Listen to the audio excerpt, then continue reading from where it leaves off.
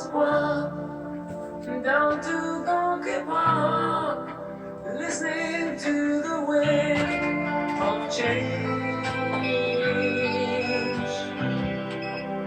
On a summer night, soldiers passing by, listening to the wind of change.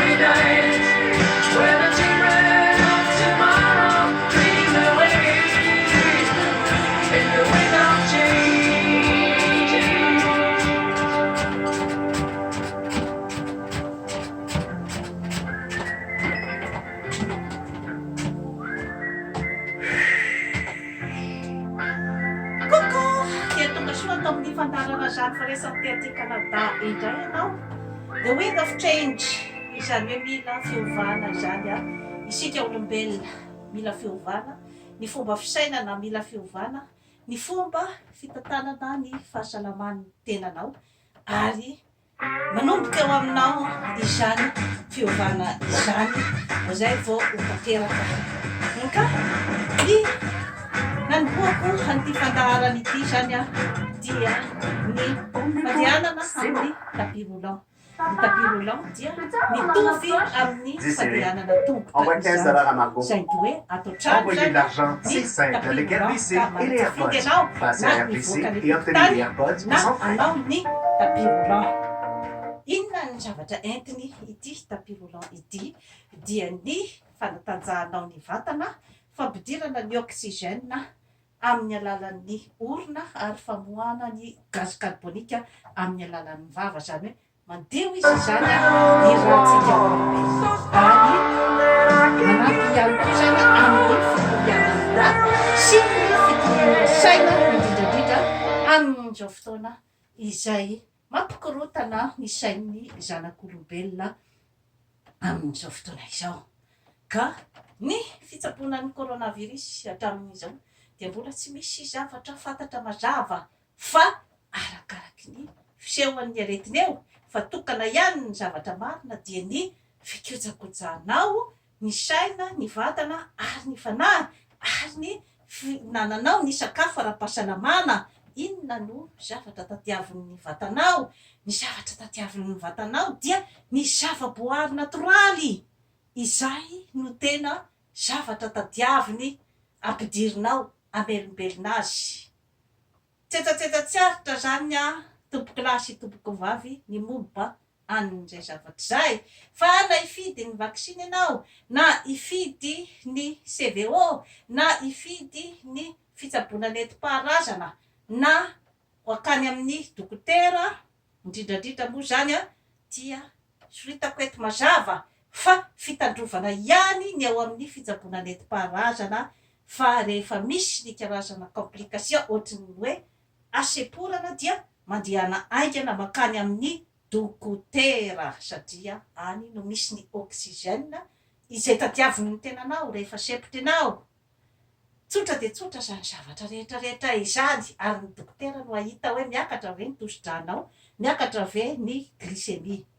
Avelako eo ny momban'iny fa ny zavatra tokony ataonao isan'andro isan'andro dia tokony ianao zany andre sy atsapa fa metimety ny tenanao alohan'ny ialanao zany ny trano. Ka